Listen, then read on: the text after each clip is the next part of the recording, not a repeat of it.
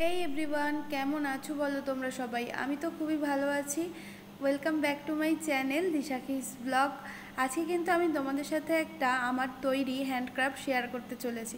তো শেষ পর্যন্ত দেখতে থাকো আমি কিভাবে বানাচ্ছি। আমি কিন্তু পুরো স্টেপ বাই স্টেপ তোমাদের সাথে শেয়ার করেছি। প্রথমেই দেখিয়ে দিচ্ছি এখানে কি কি লাগছে আমার।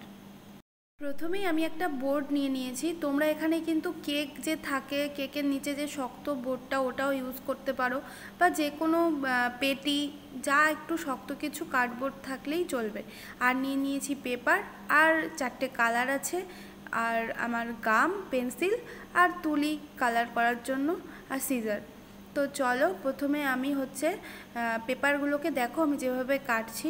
একটা পেপার থেকে তোমার 8 পিস হবে, ঠিক আছে? এভাবে আমি 4টে টুকরো করে নিলাম, পেপারটাকে স্কেলের সাহায্যেই কেটে নিয়েছি। তারপর আমি এটাকে রোল করব, তোমাদের সাথে পুরো শেয়ার করছি কিভাবে আমি করছি। আমি প্রথমে একটা পেন্সিল নিয়েছিলাম এটাকে রোল করার জন্য, কিন্তু পেন্সিলটা যেহেতু একটু মোটা তাই রোলটা ঠিকঠাক হচ্ছিল না।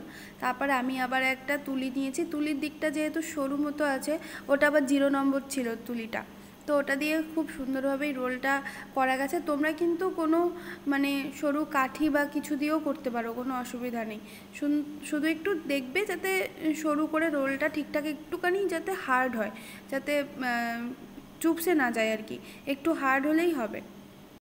সেমভাবেই আমি যে 8টা পেপারগুলো কেটে রেখেছিলাম টুকরো করা, ওগুলোকে সেমভাবেই আমি এরকম 8 পিস তৈরি করে নেব। আর দেখো পিছনের দিকটা আঠা দিয়ে এভাবে সেট করে দেবে যাতে খুলে না যায়, ঠিক আছে? এবার এগুলো একটু ভালো করে শুকিয়ে নেবে। সেম দেখো আমার 8টা তৈরি হয়ে গেছে। আমি তো জাদু জানি না, ওই জন্য হয়ে গেছে। যাই হোক, এবার এগুলোকে আমি কালার করব। এটা আমি যেহেতু ফ্রেম বানাবো তাই জন্য আমি ব্ল্যাক দেবো। তো তোমরা তোমাদের অ্যাজ পার চয়েস যে যেই কালার পছন্দ করো, ব্রাউনও করতে পারো। তো আমার কালোটা বেশি পছন্দ লাগে তাই আমি এটা দিয়েই করছি। এইভাবে আমি 8টাই সুন্দর করে কালার করে দেবো। এই যে বললাম না আমি ম্যাজিক জানি, দেখো আমার রেডি হয়ে গেছে।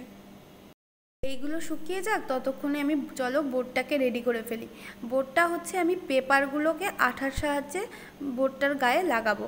এবার পেপারের আমি দেখাচ্ছি যে লেখা, ছোট ছোট যে লেখা পোর্শনগুলো আছে, আমি কিন্তু শুধু ওগুলোই নেব। কোনো বড় লেখা বা ছবি যেগুলো আছে ওগুলো কিন্তু আমি কেটে বাদ দিয়ে দেবো। দেখো তোমাদেরকে কিন্তু আমি দেখিয়ে দিচ্ছি আমি কোন পোর্শনগুলো নিচ্ছি সুন্দরভাবে, যেগুলো ছোট ছোট লেখা থাকবে।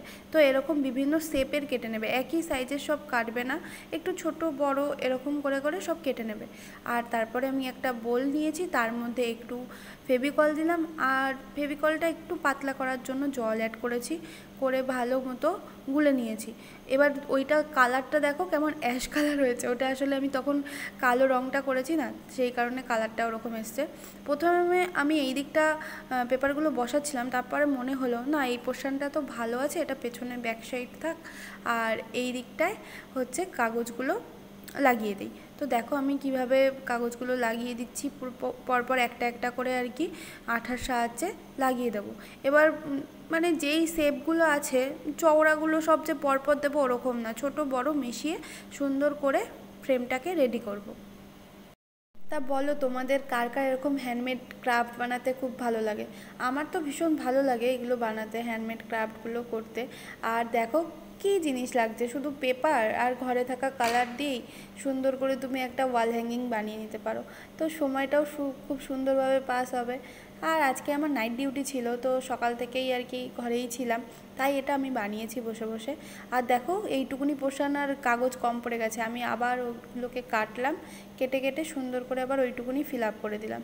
আর তোমরা ভাবছো সাইডে সাইডে কাগজ নেই, ওগুলো পরে যখন ওই 8 পিস বানিয়ে রেখেছিলাম না, ওগুলো যখন বসিয়ে দেবো ওগুলোর সাইডগুলো আর দেখা যাবে না। তোমাদের সাথে শেয়ার করব, আমি অবশ্যই টিউটোরিয়াল ভিডিওই যেহেতু করছি পুরোটাই শেয়ার করব। তোমরা একদমই স্কিপ না করে ভিডিওটা দেখো, আর ভালো লাগলে কিন্তু একদম লাইক করতে ভুলো না কিন্তু। তো আমার পেপার লাগানো পুরো কমপ্লিট হয়ে গেছে ফ্রেমটায়, ওটা এবার শুকোক। আর আমি ততক্ষণ এদিকে চলে আসি সেই 8 পিস যে পেপার দিয়ে বানিয়ে রেখেছিলাম, ওগুলোকে এবার আমি দেখো একটার সাথে আর একটা এরকম আঠার সাহায্যে লাগিয়ে নেব। দুটো না, একসাথে আমি 3টে লাগাবো পরপর। ভিডিওয় দেখো যেভাবে আমি দেখাচ্ছি সেভাবেই 3টে পরপর আমি লাগিয়ে নেব, ওটা যাতে চওড়া হয়, ফ্রেমটাকে দেখতে ভালো লাগবে। যদি আমি সরু একটা দিয়ে দিই ওটা দেখতে ঠিক ভালো লাগবে না।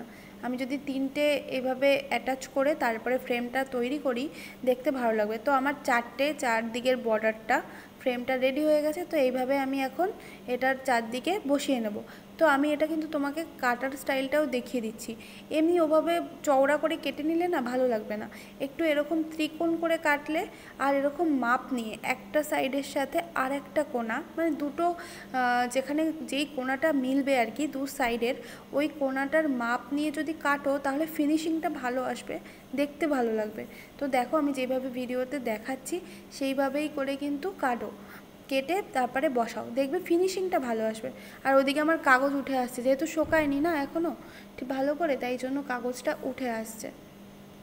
সেমভাবেই আমি চার কোণা, পুরো চারদিকের কোণাগুলো কেটে এইভাবে বসিয়ে নেব। যেভাবে আগেরটায় দেখালাম ওভাবেই আমি প্রত্যেকটা কেটে নিয়েছি, নিয়ে এবার বসিয়ে দিলাম। দেখো কি সুন্দর একটা ফ্রেম রেডি হয়ে গেছে পুরো। তো এবার চলো লাস্ট স্টেপ, এইবারে হচ্ছে কালারফুল করার পালা। তো তোমাদের যদি ফেব্রিক না থাকে ঘরে, তোমরা কিন্তু ওয়াটার কালারও ইউজ করতে পারো, এমন নয় যে এখানে ফেব্রিক কালার আমি ইউজ করছি বলে এটাই ইউজ করতে হবে। যদি ওয়াটার কালার থাকে তো তোমরা সেটাও ইউজ করতে পারো। তো বহুদিন পর তুলির টান দিচ্ছি, তুলির টান যেন আমার বেঁকে যাচ্ছে, ঠিক হচ্ছে না, অনেক দিন পর ধরলাম তো। হ্যাঁ সত্যি অনেক দিন পরই ধরেছি। যাই হোক না, আমি বসেছি যেমন আমি শেষ করেই উঠবো, দেখা যাক। আমি একটু জল দিয়ে কালারটাকে একটু পাতলা করে নিয়ে তারপরে এখানে ড্রয়িং করছি। তোমরা কিন্তু এখানে যে যার মন মতো আর কি ড্রয়িং করতে পারো সুন্দর করে। আমি এখানে ওই গাছ ফুল পাখি এইসবই এঁকে দেবো। দেখো যেভাবে আমি তুলি দিয়ে, এখানে আমি 0 নম্বর না, 0 না, এটা মনে হচ্ছে 4 নম্বর তুলিটা আমি ইউজ করছি, ওই পাশে 0টাও নিয়েছি। তো এইভাবে আমি একটু ডালপালা ছড়িয়ে দিলাম, তোমরা মন মতো তোমাদের মন মতো ড্রয়িং করে নিও। এবারে গাছের ডালে দুটো পাখি বসিয়ে দেবো। আর তুলিটাও এটা 4 নম্বর ছিল, ভুলে গেছি 0 নম্বর তুলিটা নিতে, মানে যত, আর কালারটাও একটু পাতলা ছিল তো, মানে পেপারে দিতেই মানে স্প্রেড করে যাচ্ছে, তারপরে তুলিটাকে চেঞ্জ করে আর যেটা এমনি রং ছিল ওটা দিয়েই ছোটো পাখিটাকে এঁকে নিলাম। এবার আর স্প্রেড করেনি, আগের পাখিটা হচ্ছে গিয়ে মোটা হয়ে গেছে, হেলদি পাখি আমার। যাই হোক দুটো পাখি এঁকে নিয়েছি। এবার ওই যে ইয়েলো আর পিঙ্কটা দিয়ে ওটা দিয়ে আমি ফুল বানাবো। রঙের ঢাকনাটায় জল নিয়েছিলাম, ভুলে গেছি, ওই ঢাকনা শুদ্ধ জল শুদ্ধ আটকাতে গিয়ে পুরো হাতে পড়ে গেছে, টেবিলে পড়ে গেছে। হাত ফাত ধুয়ে টেবিলটাকে মুছে তারপরে আবার বসে পড়লাম। আর এটা আমি এখানে একটা হচ্ছে উলের হচ্ছে ফুল বানিয়েছিলাম, ঠিকঠাক হয়নি, ওটা দিয়েই আমি এরকম ছোপ ছোপ করে ফুলগুলোকে আঁকছি। তোমরা এখানে কিন্তু কোনো কাগজ হচ্ছে একটুখানি মানে কুচিমুচি করে কেটে দিয়ে এরকম ফুলের ছোপ ছোপ দিতে পারো। আর যেহেতু বসন্তকাল, যেমন ইচ্ছা ফুল ফুটিয়ে দাও। যাই হোক যেমন কালারের পছন্দ তোমাদের সেরকম দিয়েও কিন্তু করতে পারো। আমি এখানে ইয়েলো আর পিঙ্কটা ইউজ করছি। আর এখানে একটু পাতা করে দিই, ছোটো ছোটো ছোটো ছোটো একটু গ্রিন গ্রিন পাতা করে দেবো, মানে অ্যাজ পার চয়েস তোমাদের যেমন ইচ্ছা ড্রয়িং করতে পারো, একটু কালারফুল হলেই ভালো লাগবে দেখতে। অলমোস্ট আমার কিন্তু এই ওয়াল হ্যাঙ্গিংটা রেডি হয়ে গেছে। এবার জাস্ট হ্যাঙ্গিং করার জন্য পেছনে আমি একটু উল দিয়ে হ্যাঙ্গিং করার মতো আর কি ওটা আটকে দেবো। তো এরকম যদি হ্যান্ডমেড কিছু কাউকে গিফট করা যায় তার ব্যাপারটাই আলাদা, তাই না? কিনে তো সবাই গিফট করবে, কিন্তু এরকম মাঝে মধ্যে যদি হাতে তৈরি করা গিফট কাউকে দেওয়া যায়, মনে হচ্ছে সেই আনন্দটা যাকে দেবে আর কি সে বিশাল খুশি হবে আর কি। আর নিজের ঘর সাজানোর জন্য তো এরকম ওয়াল হ্যাঙ্গিং নিজে ঘরে করেও নিতে পারো। তো দেখো কথা বলতে বলতে আমার পুরো রেডি হয়ে গেছে। চলো আমি দেয়ালে টাঙিয়ে তোমাদের সাথে একটু দেখিয়ে দিই। আমিও দেয়ালে টাঙিয়ে দিলাম। তো দেখো বলো কেমন লাগছে, যদি ভালো লাগে অবশ্যই কিন্তু একটা কমেন্ট করে দিও। আবার যদি এরকম ভিডিও চাও তাও কিন্তু কমেন্ট করো। তো দেখা হচ্ছে আবার নেক্সট ভিডিওতে, ততদিন ভালো থাকো সুস্থ থেকো। আর হ্যাঁ শেয়ার করে দিও ভিডিওটা। চলো টাটা।